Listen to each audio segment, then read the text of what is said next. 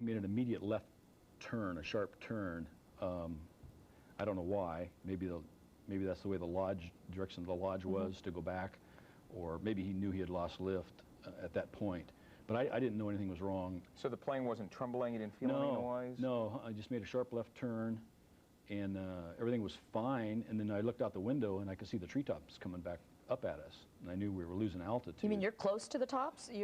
We were 3 times the height of the trees, and then when I noticed something was wrong, we were at treetop level. So basically, that's not normal. The plane is taking off. It should continue to gain in altitude, and if all of a sudden you're starting to come back down, you start realizing there's something wrong here. Then what do you remember next? Well, I remember the lake coming up at us, and my brother was sitting next to me, and he said, oh my God, we're going to crash.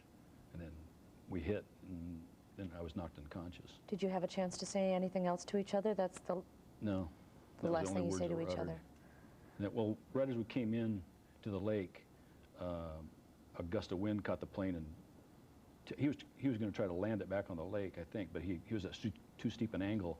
But a gust of wind caught the wing and tipped it, and the left wing went in the water, and then I think it tumbled straight up, and then it went down on the upside down. Mike, give me an idea how long this is taking. So you realize at one point you're starting to go back down. I mean, how long before all of a sudden, boom, you're in the lake? It was probably a matter of 2 minutes, 3 minutes. Really? You know, that's the fear you have every time you get on a plane that something like this is going to happen. What really goes through your mind in those last seconds after, when your brother says, oh my God, we're going to crash? It was just so fast that there's not even time to be scared. It's just like, wow, this is happening. So you crash, then do you remember anything? Nothing. Not until I woke up on the bottom of the lake. Now, wait a minute. You wake up at the bottom of the lake? Yeah. Denny Pestega, he remembers the same thing. He got knocked out, and Steve Nance got knocked out, and we all three remember the same thing. We woke up at the bottom of the lake. Still in the plane? Still in the plane, seatbelt on. I didn't realize I was upside down, but I was frantically trying to get my seatbelt off, and I couldn't. I couldn't figure out why I couldn't get my seatbelt off. Is the plane filled with water? Yeah, it's completely filled with water when I woke up. So you wake up and you're completely surrounded by water? How cold's the water? Can you feel that? Yeah, but you don't notice it. It doesn't. I didn't feel cold until I got out, and then it was hypothermic when we finally got on shore. But okay, we're going to take a quick break. Up next, when I woke up, his worst nightmare was just beginning. How's he going to survive this terrible crash when we come back?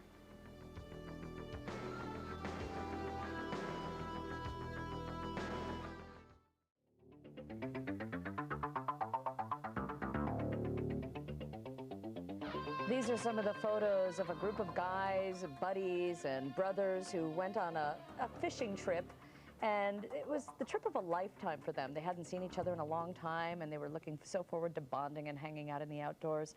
Little did they know that this dream trip would turn into a nightmare, and Mike Winger is with us today. And there's a question for you from Chelsea in our audience. Yes, Chelsea.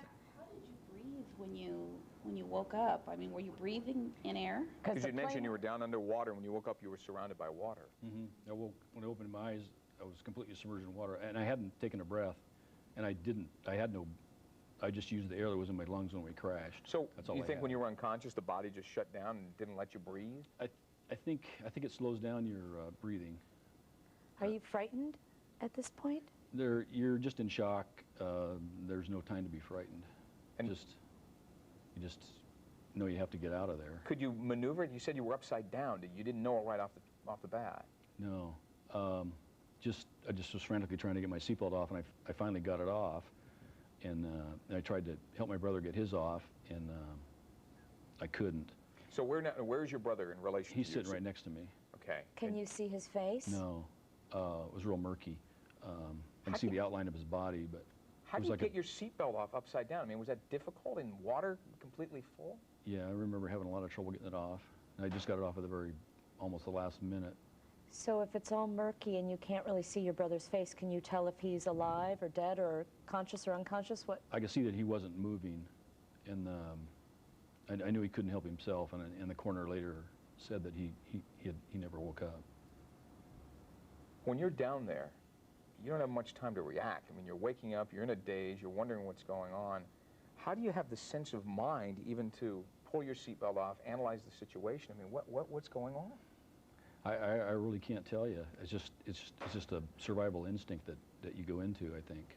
Are you cold? Are you thinking, I can't breathe? Are you having, you know, 'cause when you're underwater sometimes you get that feeling like you can't breathe. You never had that? No. I mean, I knew I only had a certain amount of air, but I was never cold the whole time until I got out of the lake. And I was, you know, hypothermic and shaking. Yeah. You always But hear these stories about people, though, that see their life go before their eyes, or the white light or anything. Did you see anything unusual like this? I saw the white light, You did? yes. Right before I went up, off above my right eye, I saw a tunnel of white light, and it was like it was calling out to me. And I said, I can consciously remember saying that I'm not going down that tunnel. I'm not going to do it. And then that's when I knew I had to leave the plane, and I swam to the surface. When you think about it in hindsight, do you think it was the light from up above flashing down onto the water, or do you think it was something else? Couldn't have been, because we were upside down. Couldn't have been the light from above the water. And you said you heard something as well? Actual words or just something? No, you I didn't hear think? anything. And my life didn't flash before my eyes, I don't think. I don't remember it anyway. Yeah. But I remember a tunnel of white light. Did you think it wasn't your time, or did you start to think this is my time? Honestly, no time to think either way. Really?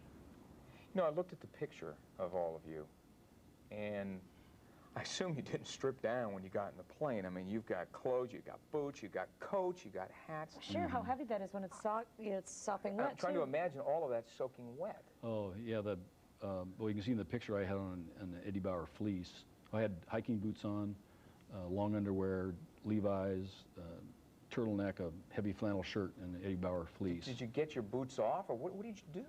No, I didn't. I probably should have, but I didn't have the strength to. They were the kind with like 12 eyelets on each side. Oh, so they're actually like tied on. You have to untie them, yeah. Yeah, it was. I really couldn't get them off. So you get out of the seatbelt. How do you get out of the plane? The door was open. It was. I don't know if the pilot had previously opened it or trying to help us, or if the impact had knocked it open or what, but I just swam straight out the door and up to the surface. Were you running out of air at this time? Could you start to feel that? Well, when I saw the white light, I knew that was the end of the air. So the white light came and you said, I'm going up no matter what. Yeah, How long did it take you? It seemed like I had a choice, either go down the tunnel of white light and die, or go out the door. Are you thinking about your family, or are you just thinking about survival? At that time, it's a strictly survival instinct at that second. How long did it take you? I mean, with all of this weight and everything else, to get from out of the plane at the bottom of the lake all the way up? I don't remember, but it didn't seem like it was difficult to get up. You know, once I got up, I tried to go back down to see if I could help some more, but the weight of the clothes and the exhaustion, I couldn't make it back down to the plane. So when you came out of the water, and finally up, what did you see? Well, once I finally knew that there wasn't anything else I could do, I looked around, and there was my friend Denny Pastega and Bill Pappas hanging onto a broken off piece of a pontoon that was floating on the surface. Were they saying anything? No, not that I remember. And so and then I swam over to the pontoon, and the three of us hung onto the pontoon. And then I noticed that the pilot and Steve Nance had swum to shore. So you said you keep trying to go down, though, again, to go get your brother? What is that like? I mean, to know... Can you see? Can you... Well, you know, there was visibility of maybe 3 or 4 feet. But when you keep going and knowing that it's not getting you anywhere, and you're not able to save him, what's happening in your heart? Just total sadness. Yeah, I'll bet. We're going to take a quick break. When we come back, Mike hears the cries from his good friend Denny, but can he save him in time? We're going to talk about that in just a second.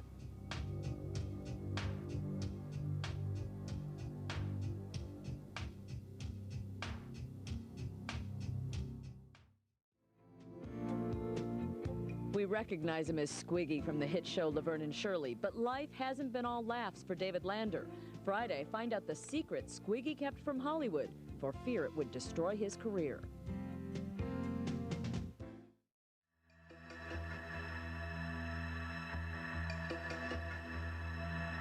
Mike Winger, his brother and friends are on the fishing trip of a lifetime. As they're taking off, leaving the fishing trip, a plane goes down that they're in, flips, goes to the bottom of the lake. Mike, you wake up unconscious in the plane, and you wake up completely surrounded by water. You get out of the water, you go back down for your brother, come back up, you go back down. We were talking during the break. At one point, it was just, there was nothing you could do. Right, I just realized that I couldn't do it. Even if you could have got to him, he had all the fishing clothes, everything else on. It would have been hard. Right, and you know, you didn't think about that at the time, but we had so much trouble getting ourselves to shore. I don't know if there was any way we could have got George and Tim to shore if we had got them out. Is there any comfort to be found in knowing that he was unconscious when he died? Yeah, I think so. And for my sister-in-law, Lori, it was a great relief to know that. And their 4 kids, too. Yes. My goodness. So you get to the pontoon. Bill and Denny, you say, are on the pontoon. Yes. Well, what happens at this point? You're still out in the lake and you're on a pontoon. Right. You So talk about staying there or going to shore? Yeah, my thought was, okay, we'll hang on this pontoon and they'll come and rescue us. We'll be safe here. And then I realized, I think I hung onto the pontoon for about 10 minutes, and I realized that, you know, this was almost in Alaska at this lake, so the temperature in the water is probably in the 40s or low 50s. You could die on the pontoon? Yeah, you probably half an hour is all you could survive in that water. So you decide you're going to go to shore first. Yes.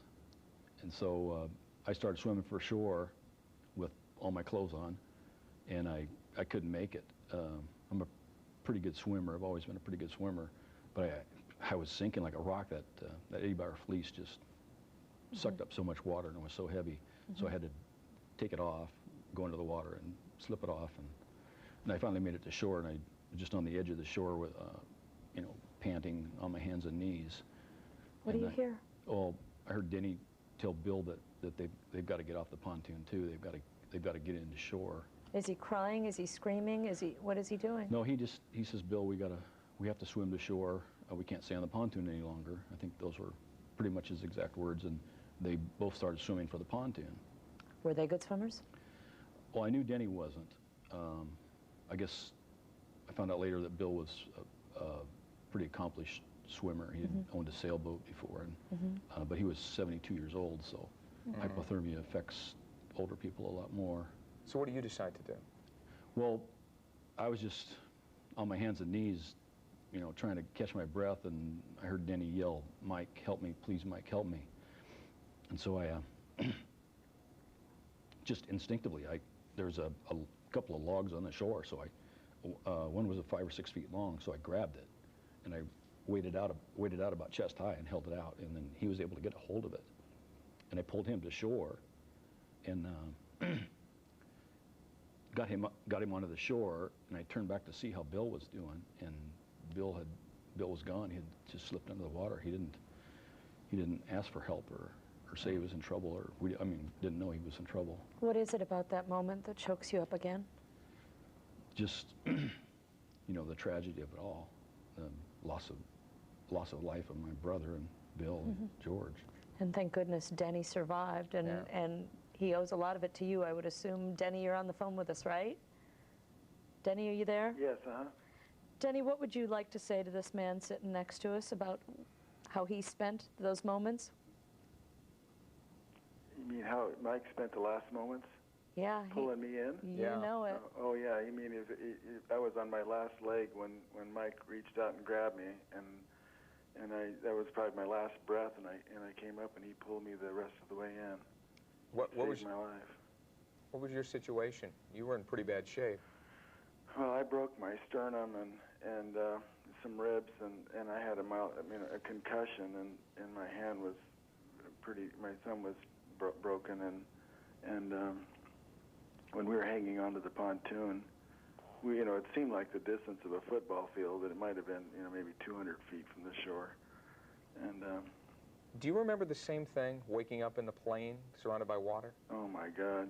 I woke up in the plane, and I just from inhaling water, and it just immediately triggered a panic reflex, and I just started kicking and scratching, and just like you could imagine. And then I realized that I was underwater, and I only had a half a breath. I can remember saying, "God, I'm so sorry." And then I reached down and I realized where I was, and I took my seat. I had a shoulder harness. I was sitting in the front seat, and I took it off, and my door wouldn't open. And then so I immediately went up to see if there's a pocket of air, not realizing that the fuselage was upside down on the bottom of the lake. And fortunately, you get to the top, and Mike helps you guys get to shore, but then there's another problem, and we're going to talk about that now that they're on land. Night is fast approaching. Injuries aren't getting any better. How are they going to get rescued? More when we come back.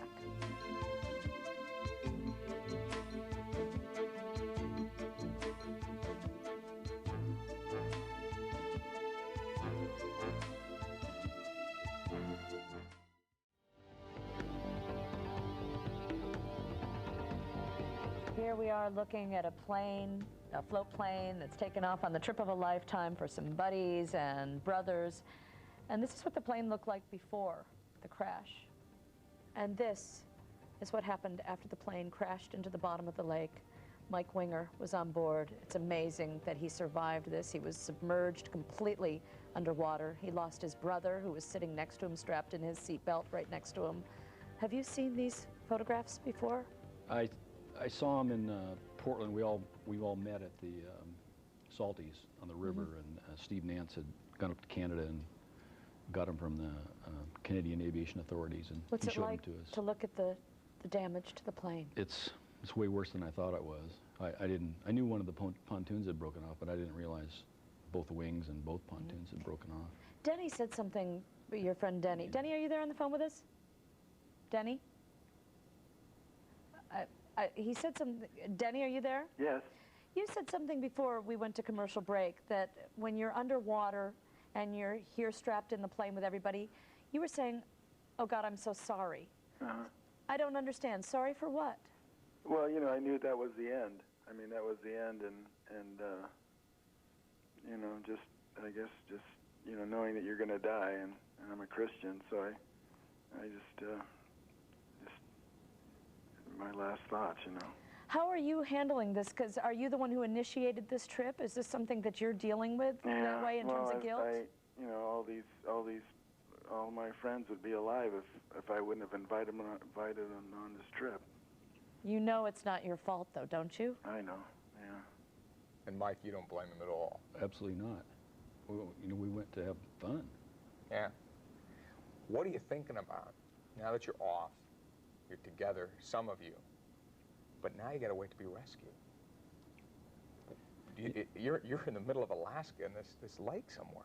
Yeah, it was kind of a marshy area, a lot of water and mosquitoes. I don't know if you saw that Mariners game in Detroit where the bugs came in. Right. It was like that, but with mosquitoes. And Cold? Oh, cold. We were all shaking uncontrollably. Denny was obviously the most injured. I wrapped up we had found a first aid kit the pilot had found a first aid kit that had floated to shore. I wrapped his thumb in gauze and put gauze over his head to keep the mosquitoes off and try to keep him from going into shock. You know, keeping him warm, trying to keep him warm, and keep talking to him. Stay awake, don't go to sleep. Your wife Wendy is joining us now. What is it like for you to hear him recount this terrifying ordeal? Every time I hear it, it just brings it all back, and it's just unbelievable to me. How did you first know something was wrong or something had gone wrong on their trip? Well, Monday night at about 11, Mike hadn't called, and he always called when he went somewhere.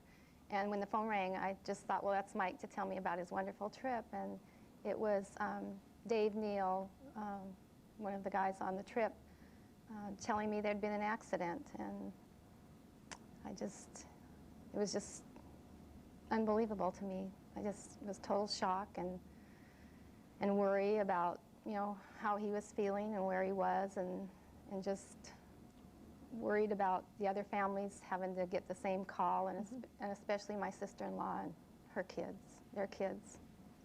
So you're all there, you're waiting. What's the pilot say? The pilot's there. He's not talking. At least I can't remember him talking. Did you ask him if there was a rescue plane or planes would fly I did. by? That's the only thing I can remember talking to him about. I said, is anybody going to know that we're missing? Are they going to come looking for us? And he said, yes. You know, we were due back at the lodge to have dinner at 5, and that he owned the plane with 3 other lodges, and so they knew where we were. They knew the lake we were at. And when we didn't come back by 6, they sent another small plane out looking for us, and they zigzagged the territory. And finally, at 7:30, they found us. So an hour and a half, 2 hours later, they do find you. And what's it like when the rescuers come and show up? Well, I saw the plane. It was just a small single-engine float or 2-seat float plane. And I knew that he tipped his wing. I knew that he could see us, and I was waving some gauze. But I think he probably saw the wreckage. And But were you thrilled, or were you just so numb by the whole thing that it didn't even really matter at that point? It didn't matter. I wasn't happy at one bit. Really? No, just so sad for Tim and George and Bill. There was no happiness. None at all. We're going to take a quick break.